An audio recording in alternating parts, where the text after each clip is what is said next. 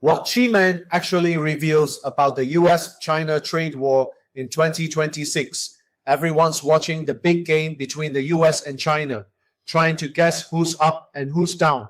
It's like watching a tennis match, where every 5 minutes, someone new declares a different winner. It can be confusing. Now, here's where a lot of people get it twisted. They start looking for a secret playbook, something that gives them a simple, dramatic answer like, this side wins by this date. It feels good, like you've got a magic 8-ball for world events. But that's not how strategy works in the real world. And that's like using a GPS that only tells you the final destination, ignoring the map, the traffic, and all the turns you need to make to get there. It's not how QiMen Junjia is supposed to be used. QiMen isn't a crystal ball for picking winners and losers in a global game. Think of it as your personal strategy guide. It's a tool for understanding timing, your best position, and the right moment to make a move in a specific situation. This means before you can even ask who has the upper hand, you need to be super clear. You need to know what moment in time you're looking at and what question you're asking.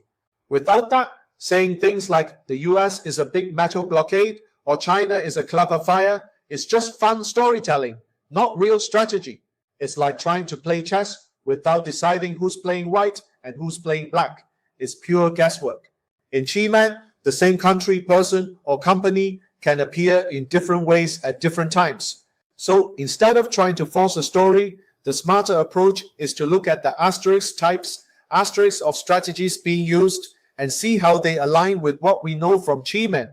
If you ignore the noisy headlines and just watch what's happening, you'll see two very different game plans. One is the bulldozer approach. It's direct, obvious, and all about force. You see it in big announcements, new rules, and public pressure. In QiMen, this is like a big, loud, head-on attack, where you show all your strength at once. The other approach is like water. It's quiet, it adapts, and it flows around obstacles. This looks like finding new partners, building new pathways, and quietly getting stronger from the inside. This is a more subtle strategy, where you don't show your hand, and your advantage grows slowly over time. Now, here's the most important part. QiMen doesn't say a bulldozer is always better than water, or water is always better than a bulldozer. A bulldozer is great for knocking down a wall, but totally useless for crossing a river. It's always about the right tool for the right job at the right time.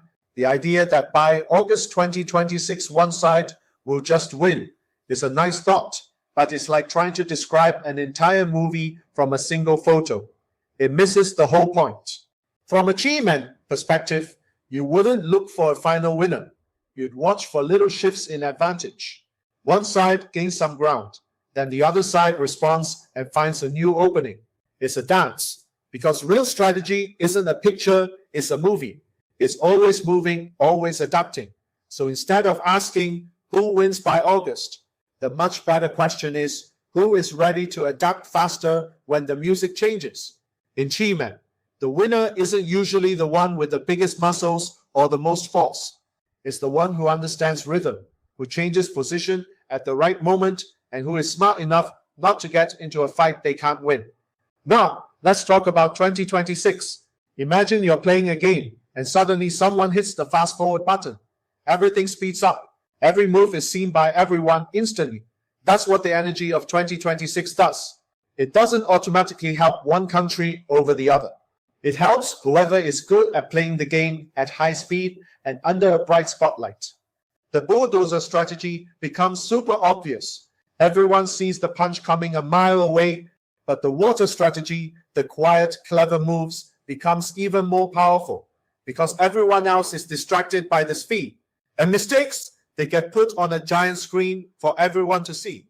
There's nowhere to hide. So what you'll likely see isn't one clear winner. It's an acceleration. The strong parts of each strategy get stronger, and the weak spots become impossible to ignore. So, what does QiMen really tell us about all this? It doesn't tell us who wins. It tells us how the game is being played. One side is playing with a bulldozer, trying to control the field with visible force. The other is playing like water, trying to expand its reach by being adaptive. And in a fast year like 2026, The winner isn't decided by a single knockout punch. It's decided by whoever manages the timing, positioning, and constant adjustments better round after round after round. That's a completely different way to see the world. And it's a much more powerful one. If this little shift in thinking changes how you look at things even slightly, then you're on the right track. Because the real power of QiMen isn't about knowing the headlines before they happen. It's about understanding how to get an advantage asterisk before asterisk anyone else even knows the game is changing. And that's where the real power